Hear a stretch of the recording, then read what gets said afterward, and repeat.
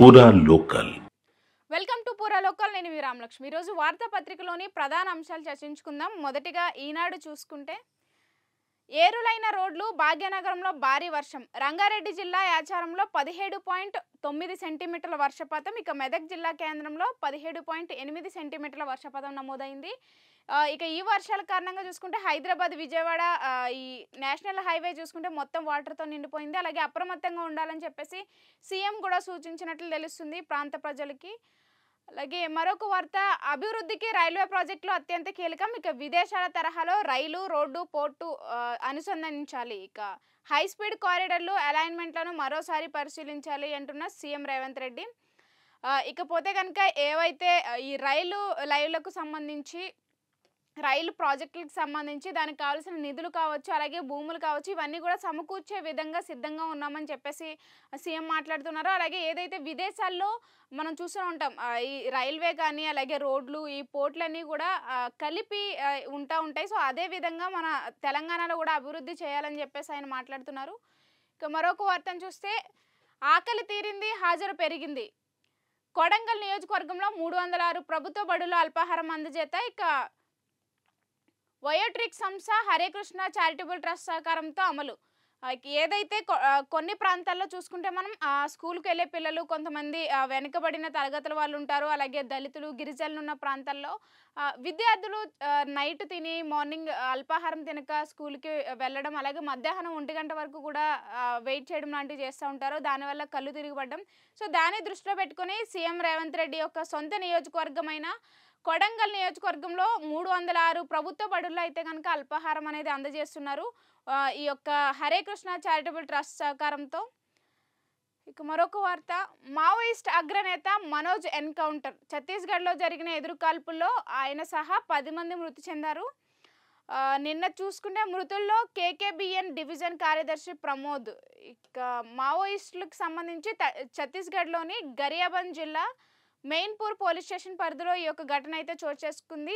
ఈ అటవీ ప్రాంతంలో ఈ గురువారం భారీ ఎన్కౌంటర్ అయితే జరిగింది. ఇందులో 10 మంది ఈ మావోయిస్టులు అయితే మరణించినట్లుగా తెలుస్తుంది. అందులో చూసుకుంటే మెయిన్గా తెలంగాణ ప్రాంతానికి చెందిన ఈ యొక్క పార్టీ కేంద్ర కమిటీ సభ్యుడు మనోజ్, అలాగే కేకేబిఎన్ డివిజన్ కార్యదర్శి ఈ యొక్క ప్రమోద్ కూడా మరణించినట్లుగా అయితే వార్తలో తెలుస్తుంది.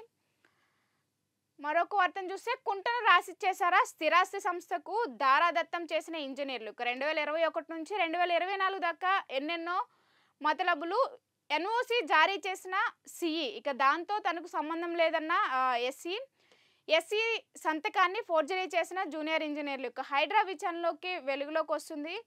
ఇక నీటి వనరులను సంరక్షించాల్సిన నీటిపారుదల శాఖ ఇంజనీర్లే కుంటను రాసిచ్చేశారు. అక్కడ నీటి కుంట ఉన్నా లేనట్లుగా నిర్ధారించి ఓ రియల్ ఎస్టేట్ కంపెనీకి నిరభ్యంతర పత్రం జారీ చేశారని చెప్పేసి అంటున్నారు. ఈ ఘటన రంగారెడ్డి జిల్లా మహేశ్వరం మండలం మంకల్ గ్రామంలో అయితే చోటు చేసుకుంది. ఇక 15 ఎకరాలు 13 గుంటలకు నిరభ్యంతర పత్రం కోసం చేసిన దరఖాస్తును ఇప్పుడు దుమ్ము దులిపి అక్కడ అయితే కనుక ఈ ఎకరాలు ఎఫ్టీఎఫ్ జోన్లో ఏదైతే ఉన్నాయో ఆ జోన్లోకి వస్తుందని చెప్పేసి అంటున్నారు. ఇక మరొక వార్త చూస్తే, మేము పార్టీ మారలేదు, బారాసాలోనే కొనసాగుతాం. ఇంకా అభివృద్ధి పనుల కోసమే సీఎంను కలిసాం. సభాపతి నోటీసులకు జవాబిచ్చిన 8 మంది ఎమ్మెల్యేలు. ఇకపోతే కనుక పార్టీ ఫిరాయింపుల నోటీసులకు సంబంధించి ఎలా అయితే 8 మంది ఎమ్మెల్యేలు బీఆర్ఎస్ నుంచి కాంగ్రెస్లోకి వచ్చారని చెప్పేసి వాళ్ళపైన ఈ యొక్క కేసులు పెట్టారో, దానికి సంబంధించి 8 మంది ఎమ్మెల్యేలు కూడా స్పందించి మేము పార్టీ మారలేదు, ఇంకా బీఆర్ఎస్లోనే కొనసాగుతున్నాం, అభివృద్ధి పనుల కోసం మాత్రమే సీఎం దగ్గరికి కలిసామని చెప్పేసి ఆయన మాట్లాడుతున్నారు. మరొక వార్తను చూసుకుంటే, నేడు ఉపరాష్ట్రపతి సిపి రాధాకృష్ణన్కి ప్రమాణ స్వీకారం జరగనుంది. మరొక వార్తాపత్రికను చూసుకుందాం. ఆర్ఆర్ రైలుకు 6000 ఎకరాలు, ఇక 362 కిలోమీటర్లు, 19 స్టేషన్లు. రీజనల్ రింగ్ రోడ్డు పక్కనే రీజనల్ రింగ్ రైలు అంట. ఇక 46 మీటర్ల వెడల్పుతో రైలు మార్గం, 25,000 కోట్ల వ్యయం. రాష్ట్ర ప్రభుత్వానికి వివరాలు తెలిపిన రైల్వే అధికారులు, తొలుత ఆర్ఆర్కు 10 కిలోమీటర్ల దూరంలో నిర్మాణానికి యోచన. తాజాగా RRR పక్కనే నిర్మించాలని చెప్పేసి కేంద్రం, రాష్ట్రం నిర్ణయించుకున్నట్లు తెలుస్తుంది. ఏదైతే ఈ యొక్క దక్షిణ మధ్య రైల్వే అధికారులతో సీఎం రేవంత్ రెడ్డి నిన్న సమీక్షించి మాట్లాడిన మాటలు ఈ విధంగా అయితే రావడం జరిగింది. ఇక్కడ తెలంగాణ కేంద్రం మంజూరు చేసిన ఈ రీజనల్ రింగ్ రోడ్ ఏదైతే ఉందో, ఈ ఆర్ఆర్ఆర్ అలైన్మెంట్కి సంబంధించి 10 కిలోమీటర్ల దూరంలో నిర్మించాలని ఫస్ట్ అనుకున్నప్పటికీ, ఇప్పుడు మళ్ళీ అది చేంజ్ అయిందని చెప్పేసి అంటున్నారు. ఈ రైలు మార్గాన్ని రీజనల్ రింగ్ రోడ్డుకు పక్కనే నిర్మించాలని నిర్ణయానికి కేంద్ర, రాష్ట్ర ప్రభుత్వాలొచ్చాయి. ఈ మేరకు మార్చిన రైలు మార్గం అలైన్‌మెంట్‌పై గురువారం సీఎం రేవంత్ రెడ్డితో పాటు రైల్వే సంస్థకు చెందిన కొంతమంది అధికారులతో సమీక్షించినట్లు తెలుస్తుంది. ఇక మరొక వార్త, ముంచెత్తిన వాన. రాష్ట్రంలోని పలు జిల్లాల్లో దంచికొట్టిన వర్షాలు. ములుగు జిల్లా జేడి మల్లెంపల్లిలో 19.4 సెంటీమీటర్ల వరకు వర్షం. ఇక మెదక్లో 3 గంటల్లో 17 సెంటీమీటర్ల వాన.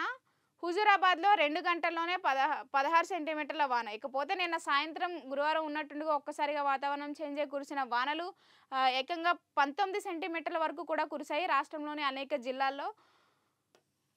మరొక వార్త చూస్తే, కుప్పకూలిన ఆదిలాబాద్ కలెక్టరేట్ పైకప్పు. ఇక ఇటీవల వర్షాలకు తడిసిన నిజాం కలాం నాటి భవనం. ఇక ఘటనా సమయంలో కలెక్టరేట్ కాన్ఫరెన్స్ హాల్లో మంత్రి జూపల్లి సమీక్ష. సురక్షితంగా బయటపడ్డ మంత్రి, అధికారులు. మరొక వార్త, ట్రంప్ సన్నిహితుడు చార్లీ కిర్క్ హత్య. యూటాలోని ఓ కాలేజీలో మాట్లాడుతుండగా కాల్పులు. ఇక తుపాకీ హింసపై ప్రశ్నకు జవాబిస్తుండగా ఘటన. అనుమానితుడిని అదుపులోకి తీసుకున్న పోలీసులు. ఇక రాజకీయ హత్యగా అభివర్ణించిన యూటా గవర్నర్ చార్లీ కిర్క్ గొప్ప వ్యక్తి డొనాల్డ్ ట్రంప్ అంటున్నారు.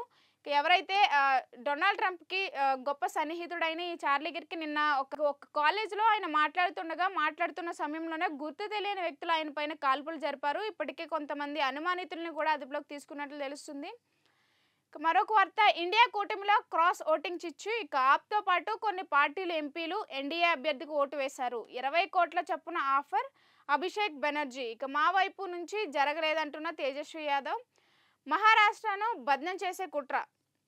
ఇకపోతే నేను ఉపరాష్ట్ర ఎన్నికల్లో ఫలితాలకు వెలువడిన 2 రోజులు అయినప్పటికీ ఆ ఎన్నికల్లో ఇండియా కూటమికి చెందిన కొందరు ఎంపీలు క్రాస్ ఓటింగ్ చేశారన్న అనుమానాలు కూటమిలో చిచ్చు రేపుతున్నాయని చెప్పేసి అంటున్నారు. మరొక వార్తాపత్రికను మనం గమనిస్తే, ఎంతకీ ఎదగదు వానాకాలం పంటలపై యూరియా కొరత ప్రభావం. ఇక ఏపుగా ఎదగాల్సిన సమయంలో గిడసబారుతున్న మొక్కజొన్న. ఇక రంగు మారుతున్న పత్తి, వరి వేసిన పంటలు వేసినట్టే దిగుబడి దెబ్బతింటుందనే ఆందోళన రైతాంగం. ఇకపోతే కనుక ఈ వర్షాకాలంలో ఈ యొక్క ఏవైతే పంటలు పండుతాయో, వరి కావచ్చు, మొక్కజొన్న కావచ్చు, ఈ పంటలన్నీ కూడా ఈ యొక్క యూరియా కొరతతో వీటి యొక్క రంగులు మారడం, అలాగే ఉత్పత్తి అనేది తగ్గిపోవడం లాంటివి జరుగుతున్నాయని చెప్పేసి అంటున్నారు. ఇక మరొక వార్తను చూస్తే, పెండింగ్ రైల్వే ప్రాజెక్టుల పూర్తికి సంపూర్ణ సహకారం. ఇక రైలు, రోడ్డు, పర్యాటక ప్రాంతాలను అనుసంధానం చేసేలా ప్రాజెక్టులకు రూపకల్పన చేయాలి. ఇక ఫ్యూచర్ సిటీ నుంచి అమరావతి మీదుగా బందర్ వరకు అలైన్మెంట్ తయారు చేశామని చెప్పేసి అంటున్నారు. ఇక RRR చుట్టూరా 362 కిలోమీటర్ల మేర రింగ్ రైలు నిర్మాణం చేపట్టాలి.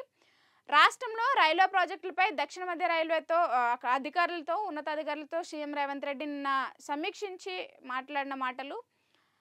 మరొక వార్త, దంచుకొట్టిన వాన. రాష్ట్రంలో పలు ప్రాంతాల్లో భారీ వర్షం. ఇక హైదరాబాద్ విజయవాడ రహదారి చూసుకుంటే నేషనల్ హైవే మొత్తం కూడా మునిగిపోయింది. అక్కడ ట్రాఫిక్ కూడా చాలాసేపటి వరకు కూడా స్తంభించిన పరిస్థితి ఏర్పడింది. ఇక ఛత్తీస్గఢ్లో భారీ ఎన్కౌంటర్. ఇక రాష్ట్రానికి చెందిన మావోయిస్ట్ అగ్రనేత బాలకృష్ణ సహా 10 మంది మృతి చెందారు. మరొక వార్త, కొండలను చీలుస్తూ లోయలను దాటుతూ ఇంజనీరింగ్ అద్భుతంగా రైల్వే లైన్ నిర్మాణం. మిజోరం రాజధాని ఐజోన్ను అనుసంధానిస్తూ 52 కిలోమీటర్ల కారిడార్. ఇక 153 వంతెనలు, 45 సొరంగాలతో నిర్మాణం. 157 కిలోమీటర్ల అంటే 1 కిలోమీటర్కు 157 కోట్ల భారీ వ్యయంతో సాహసోపేత ప్రాజెక్ట్ అనేది ఇప్పుడు నిర్మిస్తున్నారని చెప్పేసి అంటున్నారు. ఇక్కడ మనం చూసుకుంటే సాయిరంగ్ స్టేషన్ సమీపంలో నిర్మించిన ఈ వంతెన.